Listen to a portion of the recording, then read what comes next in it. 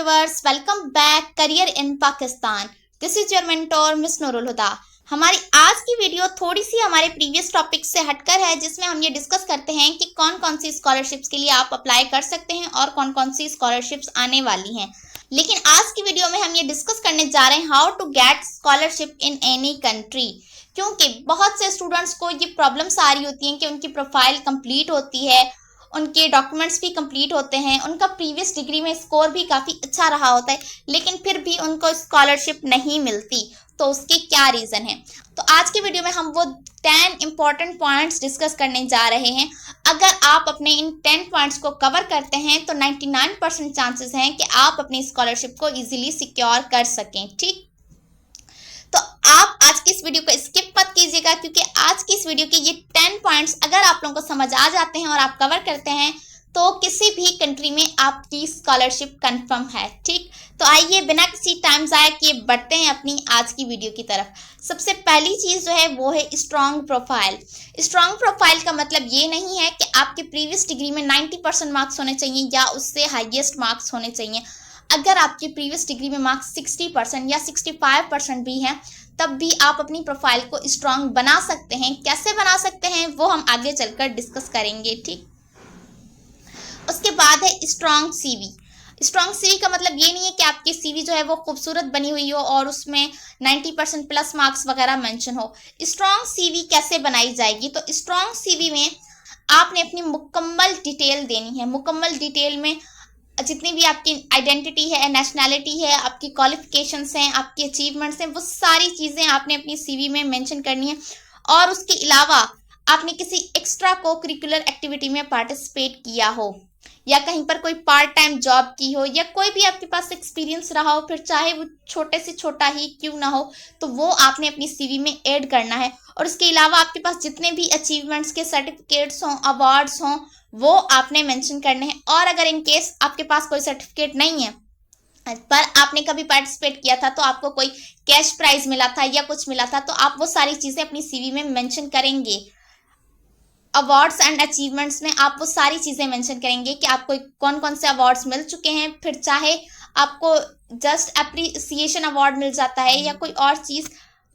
बेशक आपके पास उनके सर्टिफिकेट नहीं है, बट आपने ऐड करना है कि आप अपने प्रीवियस टाइम में ये अवार्ड्स हासिल कर चुके हैं, ये आपकी अचीवमेंट्स रही हैं। जैसे कि किसी स्टूडेंट ने ऐसे राइटिंग कंपटीशन में पार्टिसिपेट किया था अपने कॉलेज टाइम पर, उस टाइम पर उसने ऐसे राइटिंग के कंपटीशन को विन कर लिया। अब उसके पास कोई सर्टिफिकेट नहीं है, पर आप ये मेंशन करेंगे कि आपने कौन से ईयर में ऐसे राइटिंग के कंपटीशन में पार्टिसिपेट किया था और आपने विन किया था। ये चीज़ आप अपनी सीवी में मेंशन करेंगे। ठीक, बेशक आपके पास सर्टिफिकेट्स ना हो। और इसके अलावा आपके पास जितने भी स्किल्स हैं, आपको जो जो चीज़ें आती हैं, फिर चाहे वो आपकी स्टडीज से हटकर ही क्यों ना हो, वो आपने ऐड करने हैं। जैसा कि आप मेडिकल के लिए अप्लाई कर रहे हैं बट आपके पास कंप्यूटर कोर्स के सर्टिफिकेट्स अवेलेबल हैं, तो आप ये कहेंगे कि आपके पास जो है वो शॉर्ट कोर्स है कंप्यूटर का।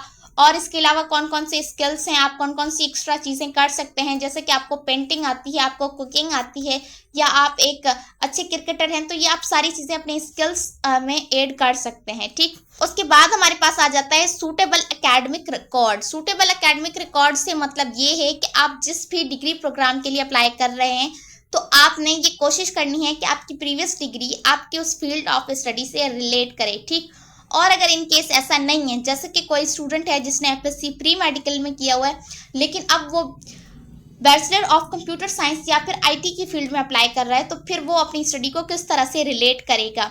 तो आप अपने एकेडमिक रिकॉर्ड को इस तरह से रिलेट कर सकते हैं कि अगर आपके पास कंप्यूटर का कोई शॉर्ट कोर्स हो या फिर कहीं पर भी आपने पार्ट टाइम जॉब की हो जिसमें आपने क्लर्क का वर्क किया हो या फिर कंप्यूटर वर्क किया हो, तो आप वो चीज़ें अपनी सीवी में ऐड करके अपने आप को सूटेबल कैंडिडेट बना सकते हैं और अपने उन कोर्सेज को और अपनी उस स्किल्स को रिलेट कर सकते हैं अपनी फील्ड ऑफ स्टडी के साथ, और ये आपका एक सूटेबल एकेडमिक रिकॉर्ड बन जाएगा। ठीक, उसके बाद है एक्स्ट्रा को करिकुलर एक्टिविटीज़। यानी अगर आपने अपने कॉलेज टाइम में, अपने स्कूल टाइम में कोई भी एक्स्ट्रा को करिकुलर एक्टिविटीज़ की थी, जैसे कि आपने किसी सेमिनार को अटेंड कर लिया, उसका सर्टिफिकेट हो आपके पास, या फिर आपने किसी स्पोर्ट्स में पार्टिसिपेट किया, किसी एग्जीबिशन में पार्टिसिपेट किया, तो वो जितनी भी एक्स्ट्रा को करिकुलर एक्टिविटीज़ थी, तो ये सारी आपने ऐड करनी है अपनी सीवी के अंदर। ठीक, और फॉर्म फिल करते हुए भी अगर आपसे पूछा जा रहा है तो आपने इन एक्टिविटीज़ को ऐड करना है।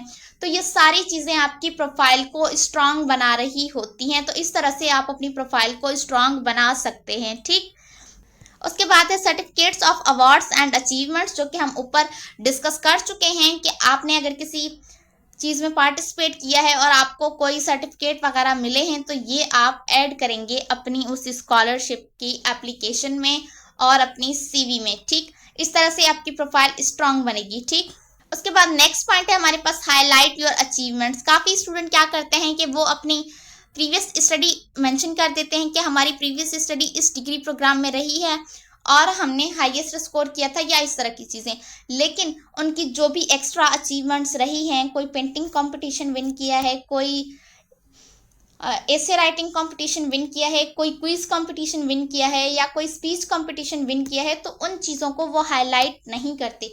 तो आपने अपनी सीवी में इन चीज़ों को हाईलाइट करना है, मेंशन करना है। और अगर आपको फॉर्म फिल करते हुए इस तरह का कोई ऑप्शन मिल रहा है तो वहाँ पर आपने अपनी अचीवमेंट्स को क्लियरली मेंशन करना है। ठीक, उसके बाद है 7 strong reason for choosing that country and scholarship. उसके बाद आपने एक स्ट्रॉन्ग रीज़न देना है कि आपने इस कंट्री को क्यों सिलेक्ट किया और आपने इस स्कॉलरशिप प्रोग्राम को क्यों सिलेक्ट किया। ठीक, और ये मोस्टली आपका जो स्टेटमेंट ऑफ पर्पस होता है उसमें आप लिखते हैं या आपसे कुछ एडिशनल इन्फॉर्मेशन मांगी जा रही होती है तो वहाँ पर आप इस चीज़ को लिख सकते हैं। पर आपने ये मेक श्योर करना है कि आपका रीज़न स्ट्रांग होना चाहिए कि आपने क्यों इस स्पेसिफिक कंट्री को सिलेक्ट किया और क्यों आपने इस स्पेसिफिक स्कॉलरशिप प्रोग्राम को सिलेक्ट किया। ठीक, उसके बाद नेक्स्ट हमारे पास आ जाता है एक्सेप्टेंस लेटर और प्री एडमिशन लेटर। ठीक, अगर आप लोगों ने कभी चाइनीज गवर्नमेंट स्कॉलरशिप के लिए अप्लाई किया हो तो आप लोगों को ये अच्छे से मालूम होगा कि एक्सेप्टेंस लेटर क्या होता है। बेसिकली उसमें क्या होता है कि अगर आप मास्टर्स के लिए अप्लाई कर रहे होते हैं तो आप अप्लाई करने से पहले प्रोफेसर्स को ईमेल्स करते हैं और उनको अपनी सीवी भेजते हैं और वो आपको एक्सेप्टेंस लेटर देते हैं जिसमें ये मेंशन होता है कि वो आपको सुपरवाइज करने के लिए एक्सेप्ट कर रहे हैं।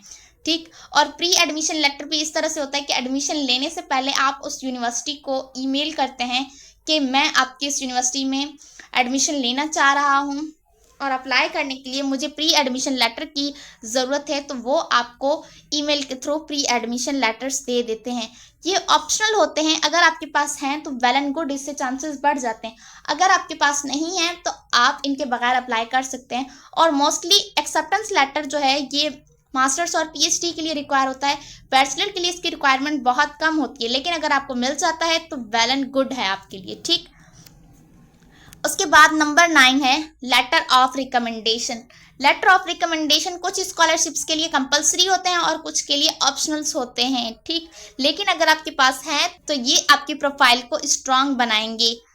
और ये आप कहाँ से लेंगे? जहाँ से आपने अपनी प्रीवियस डिग्री कंप्लीट की है वहाँ से आप लेटर ऑफ रिकमेंडेशंस बनवाएंगे, जिसमें आपके टीचर्स, आपके प्रोफेसर्स आपको ये रिकमेंड करेंगे कि आपको बाहर जाकर स्टडी करनी चाहिए। ठीक, उसके बाद सबसे लास्ट में जो है ये बहुत ही इंपॉर्टेंट पॉइंट है और स्टूडेंट इसको मिस कर देते हैं।